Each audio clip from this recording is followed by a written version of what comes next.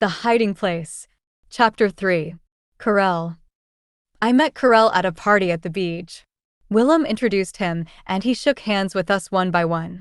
I took that long, strong hand, looked up into those deep brown eyes, and fell in love. Karel seemed unaware of me. I was only 14, while he and Willam were already university men. It was enough, I felt, to be in the same room with Karel. I thought I was going to love him forever. 2 years later, I saw Karel again when Noli and I visited Willam at the university. Willam's room was in a private home. He gathered both Noli and me into a bear hug. A second later, the door slammed open and in burst 4 of his friends, tall, deep-voiced young men. Among them was Karel. Willam introduced Noli and me around. When he came to Karel, Karel interrupted. "We know each other already." He bowed slightly. "Do you remember? We met at a party at your home." I glanced from Karel to Noli, but no, he was looking straight at me. Soon the young men were seated at our feet on the floor, all talking at once. Noli joined in. She was 18 and had started college to become a teacher, so she chattered easily and knowledgeably about things of interest to students. "And you, Corrie, will you become a teacher, too?" Karel was smiling at me. I felt myself blush. "No, I'll stay home with Mama and Tante Anna." It came out so short and flat. Why did I say so little when I wanted to say so much? That spring I finished school and took over the work of the household. It had always been planned that I would do this, but now there was an added reason. Tante Bep had tuberculosis. Around the clock, Tante Anna nursed her sister, many nights getting no sleep at all, and so the cooking and washing and cleaning for the family fell to me. I loved the work, and except for Tante Bep would have been completely happy.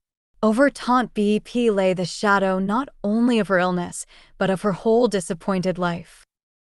I spoke about it once to Mama. She too was more and more often in bed. But when Mama was not supplying the neighborhood with baby clothes from her flying knitting needles, she was composing cheery messages for shut-ins all over Harlem. The fact that she herself had been shut in much of her life never seemed to occur to her. "Mama," I said as I sat down beside her, "can't we do something for Tante Bep? She is so unhappy here." Mama laid down her pen. "Corrie," she said, "Bep is as happy here with us, no more and no less, than she was anywhere else." I did not understand. "Do you know when she started praising the Wallers?" Mama went on. "The day she left them. While she was there, she had nothing but complaints. The Wallers couldn't compare with the Van Hooks, where she'd been before. But at the Van Hooks she'd been miserable. Happiness isn't something that depends on our surroundings, Corrie. It's something we make inside ourselves." When Tante Bep died, Mama and Tante Anna redoubled their cooking and sewing for the needy, as though realizing how brief was anyone's lifetime. As for Tante Yance, she exclaimed at odd moments, "My own sister." Why, it might as well have been me. A year or so after Tante Bep's death, a new doctor took over house calls. His name was Jan van Veen, and with him came his young sister and nurse, Tine van Veen. It was Dr. van Veen who discovered that Tante Yance had diabetes. In those days, this was a death sentence as surely as tuberculosis had been. Tante Yance went straight to bed on hearing the news. But inaction went poorly with her personality. One morning, to everyone's surprise, she appeared for breakfast precisely at 8:10 with the announcement that doctors were often wrong. "All these tests and tubes," said Tante Yance, "what do they really prove?" From then on, she threw herself into writing, speaking, and launching projects. Only those of us who knew her best were aware, beneath all the activity, of the fear that drove her.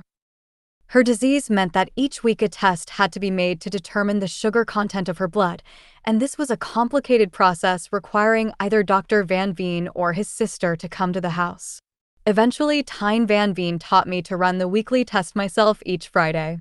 There were several steps involved. If the mixture remained clear when heated, all was well. If ever it turned black, I was to notify Dr. van Veen. That spring, Willam came home for a holiday. He had graduated from the university and was now in his last months of theological school. One evening during his visit, we were all sitting around the dining room table. Father had 30 watches spread out before him. He marked in a little notebook, 2 seconds lost, 5 seconds gained, while Willam read aloud. The bell in the alley rang. Outside the dining room window, a mirror faced the alley door so that we could see who was there before going down to open it. I glanced into it and sprang up from the table. For at the door, a bouquet of daffodils in her hands, was Tine Van Veen. Whether it was the soft spring night that put it in my mind, or Willam's dramatic, pulpit-trained voice, I suddenly knew that these two people must meet. "For your mother, Corrie," Tine said, holding out the flowers as I opened the door. No, you carry the flowers. You look beautiful with them." And I pushed the startled girl up the stairs. I prodded her through the dining room door, straining to see Willam's reaction. I knew exactly how it would be. My life was lived just then in romantic novels, and I had played the scene where hero meets heroine 1,000 times. Willam rose slowly to his feet, his eyes never leaving Tine's. Father stood up too. "Miss Van Veen," Father said, "allow me to present to you our son, Willam. Willam, this is the young lady of whose kindness you have heard us speak." I doubt either one heard the introduction. They were staring at each other as though there were not another soul in the room. Willam and Tine were married 2 months after his ordination. During all the weeks of getting ready, one thought stood out in my mind. Karel will be there. The wedding day dawned cool and sparkling. My eyes picked Karel from the crowd in front of the church, dressed in top hat and tails as were all the male guests, but incomparably the handsomest there. As for me, I felt that a transformation had taken place since he had seen me last. The difference between my 21 years and his 26 was not as big as it had once been. But more than that, I earnestly believed, and all the books agreed, that I would look beautiful to the man who loved me. "Corrie?" In front of me stood Karel, tall black hat in his hands, his eyes searching my face. "Yes, it's me," I said, laughing up at him. "But you're so grown up. I've always thought of you as the little girl with the enormous blue eyes." He stared at me a little longer, and then added softly, "Now the little girl is a lady and a lovely one." Suddenly the organ music swelling from the open door was for us. The arm he offered me was the moon, and my gloved hand resting upon it the only thing that kept me from soaring right over the peaked rooftops of Haarlem. It was a rainy Friday morning when my eyes told me what at first my brain refused to grasp. The liquid in the glass beaker on the kitchen stove was black. I leaned against the sink and shut my eyes. I went over in my mind the different steps, looked at the vials of chemicals, the measuring spoons. All just the same as I had always done. The liquid was black. Clutching the beaker, I pounded down the steps. I burst into the shop with the telltale beaker. "Betsy!" I cried. "It's black." Betsy put her arms around me. Behind me, Father came into the shop. His eyes traveled from the beaker to Betsy to me. "You did it exactly right, Corrie?" "I'm afraid so, Father." "I am sure you did, my dear. But we must have the doctor's verdict." I poured the liquid into a small bottle and ran to Dr. Van Veen's, where he took the bottle into his small laboratory. "There is no mistake, Corrie," he said. "Your aunt has 3 weeks at the very most." We held a family conference in the watch shop when I got back. We agreed that Tante Yance must know at once. "We will tell her together," Father decided, "though I will speak the necessary words." Our little procession filed up the steps to Tante Yance's rooms. She was sitting at her table, working on a project. As she saw the number of people entering the room, she laid down her pen. She looked from one face to another until she came to mine and gave a little gasp of comprehension. This was Friday, and I had not yet come up with the results of the test. "My dear sister-in-law," Father began gently, "there is a joyous journey which each of God's children sooner or later sets out on. And, Yance, some must go to their father empty-handed, but you will run to him with hands full." "All your projects," Tante Anna ventured. "Your writings," Mama added. "The funds you've raised," said Betsy. "Your talks," I began. But our well-meant words were useless. Tante Yance put her hands over her eyes and began to cry. Empty, she choked at last. How can we bring anything to God? What does he care for our little tricks and trinkets? As we listened in disbelief, she lowered her hands and, with tears coursing down her face, whispered, Dear Jesus, I thank you that we must come with empty hands. I thank you that you have done all on the cross, and that all we need in life or death is to be sure of this. Mama threw her arms around her, and they clung together. But I stood rooted to the spot, knowing that I had seen a mystery. It was Father's train ticket, given at the moment itself. For months after Tante Jan's funeral, the invitation came to Willam's first sermon. In the Dutch Reformed Church, a minister's first sermon in his first church was the most solemn and joyous occasion. Family and friends would come from great distances and stay for days. From his own assistant pastorate, Karel wrote that he would be there and looked forward to seeing us all again. I endowed that word, all, with special meaning and packed in a delirium of anticipation. 3 days after we got there, I answered Willam and Tyne's front door, and there stood Karel, dusty from the train trip. He tossed his bag past me into the hall, seized my hand, and drew me out into the June sunshine. It's a lovely day, Corrie, he cried. Come walking. From then on, Karel and I would go walking each day. We wandered down the country lanes that wound in every direction away from the village. One sunlit day followed another. Our walks lasted longer. Often we talked about Karel's future, and suddenly we were speaking not about what Karel was going to do, but about what we were going to do. We imagined that we had a house to decorate and rejoiced to discover that we had the same ideas about furniture, flowers, even the same favorite colors. Only about children did we disagree. Karel wanted 4, while I held out for 6. All this while the word marriage was never spoken.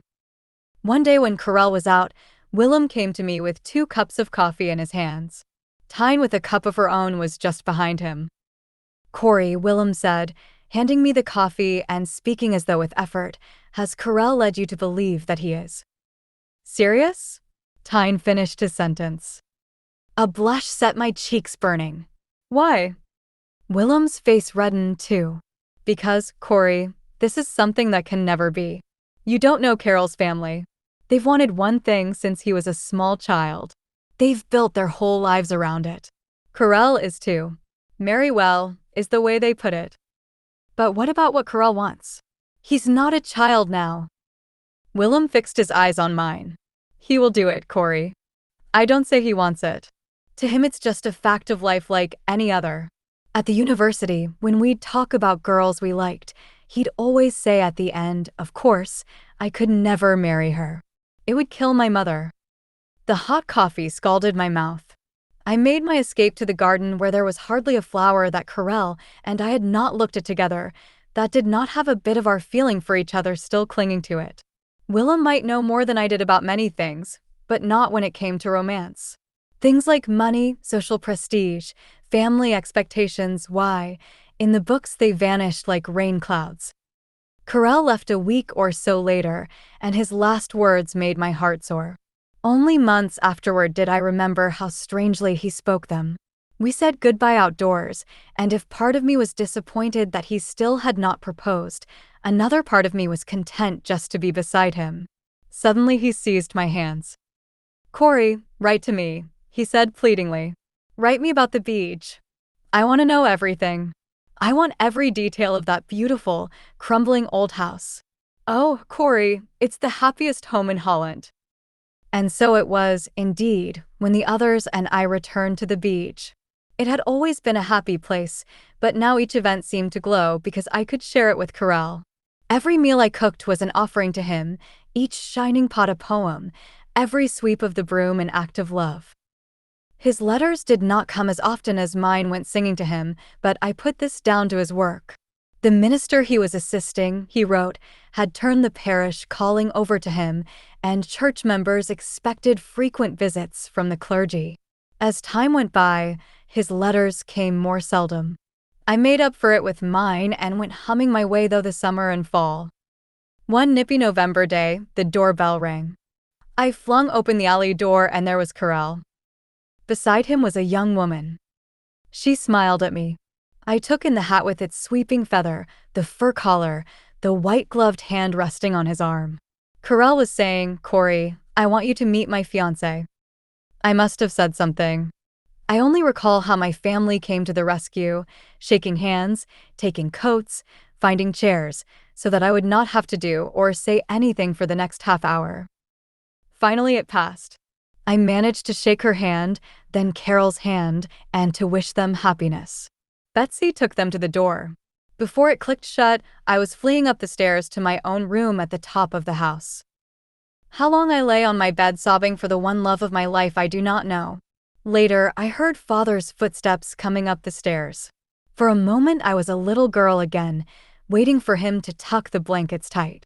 But suddenly I was afraid Father might say, "There'll be someone else soon."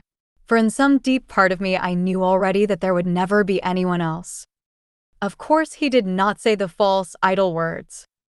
"Corrie," he began instead, "do you know what hurts so very much? It's love. Love is the strongest force in the world, and when it is blocked, that means pain. There are two things we can do when this happens. We can kill the love so that it stops hurting. Then of course part of us dies too. Or we can ask God to open up another route for that love to travel. God loves Karel, even more than you do, and if you ask him, he will give you his love for this man, a love nothing can prevent, nothing destroy. Whenever we cannot love in the human way, Corrie, God can give us the perfect way." I did not know, as I listened to Father's footsteps winding back down the stairs, that he had given me more than the key to this hard moment.